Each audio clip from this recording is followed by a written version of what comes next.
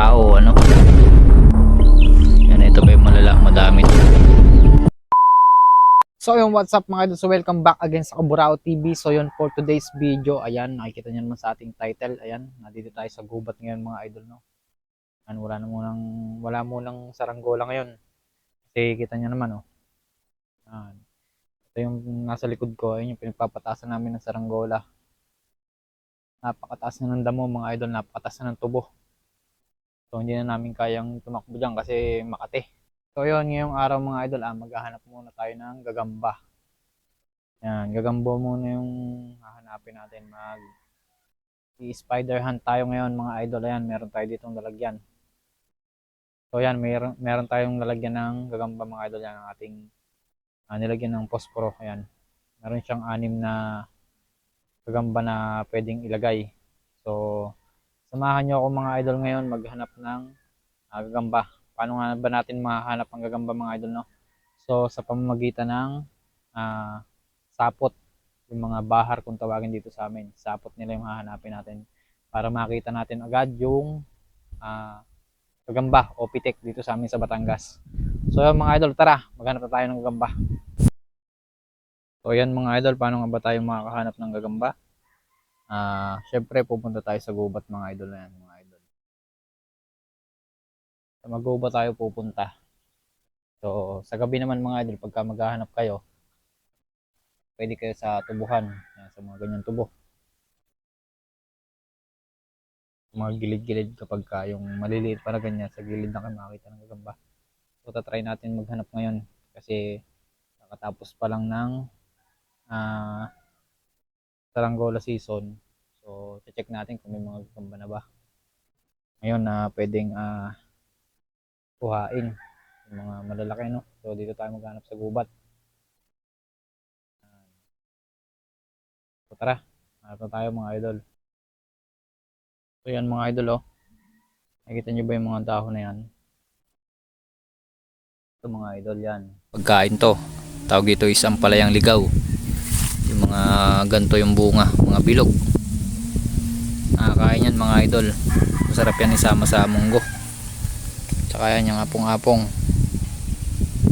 Yan yung apong-apong na to. Yan, pwede ding tong kainin. Prito, parang talong yan. So hanap na ulit tayo ng gagamba. So ingat lang tayo mga idol sa paghanap ng gagamba kasi hindi natin alam yung nasa loob ng gubat. Marami dyang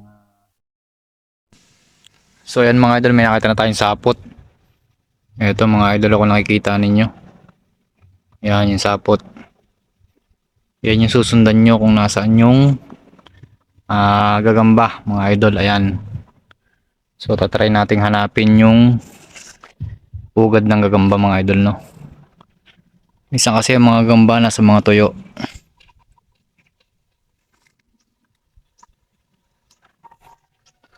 Pagka ito mga idol, yung sapot maganit, ibig sabihin may edad na yung gagamba. Pagka naman medyo pag ganun mo ay napuputol pa, maliit pa yan, hindi pa masyadong magulang yung gagamba natin. So hanap lang tayo dito sa tuyo, baka matsatsambahan natin, makita natin. Laruin natin mamaya.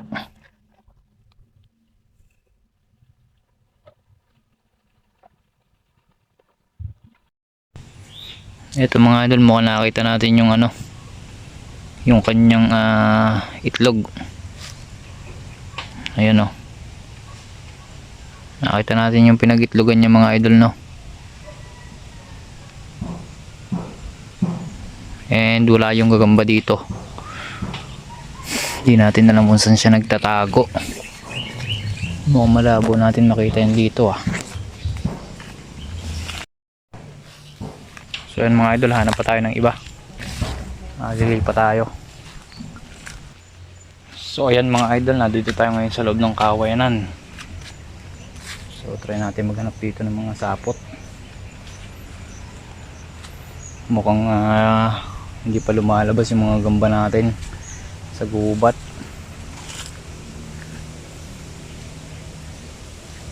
Wala pa, hindi pa sila dumadami.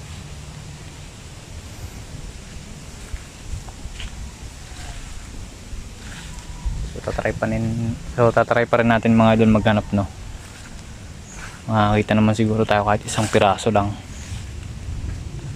Para hindi tayo masiro mga idol.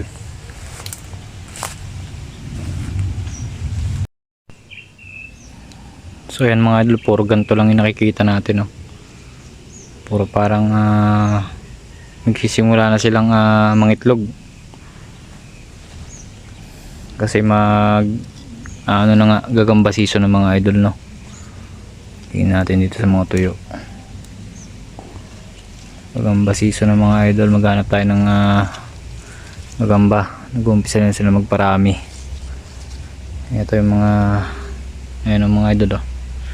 Nag-i-start na silang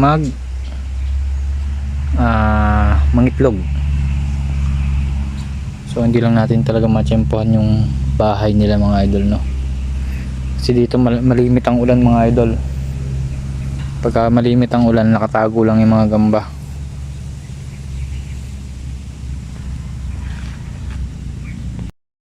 So ayan mga idol, wala tayong nakita dito sa may kabilang gubat. Siguro nga madalang pa yung mga gagamba mga idol, no. Kasi hindi pa natatapos yung tag-ulan, babago pa lang nag-uumpisa. Siguro pagtapos ng bagyo and paglalaki ng mga tubo na to, ayan, ibig sabihin pagka mga tubo na to ay lumagpas na sa tao, yan mga idol, pwede na tayo manghuli ng gagamba. Kasi dito sa amin sa gantong tubo kami naghahanap mga idol, sa gantong tubuhan kami naghahanap ng gagamba. Bihira lang kami sa mga gantong damo. Yan, kasi dito sa amin yung mga panlaban namin na gagamba, dito namin nakukuha sa mga tubo. Tawagin sa amin ay pitik tubo mga idol, no. So yun, pero tatry pa natin kahit maya maya, no, may hanap tayo. Baka may makikita tayo kahit isang piraso lang.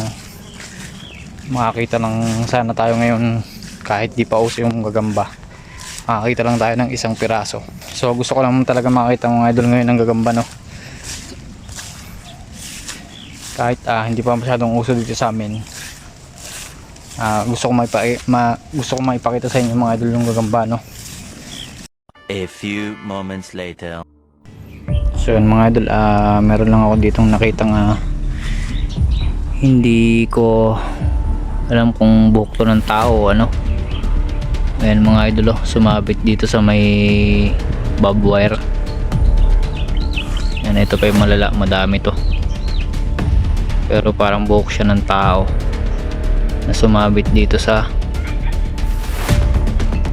bob wire. Mukhang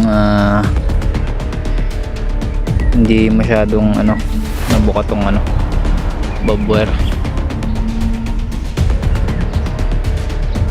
Wala namang pumapasok dito mga idol, ayan, no. Kasi nga may bakod dyan mga idol. Nakakapagtaka lang mga idol kasi buhok to ng babae. Ayan, no. Ang haba. Masakit-sakit din to.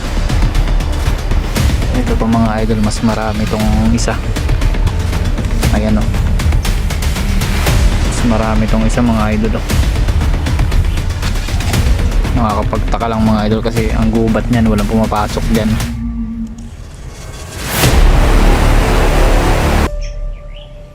Buhok pa ng babae mga idol. Kanino kaya to? Ang gubat niyan mga idol, walang pumapasok dyan kasi nga bawal. Nakakapagtaka to. Ang creepy.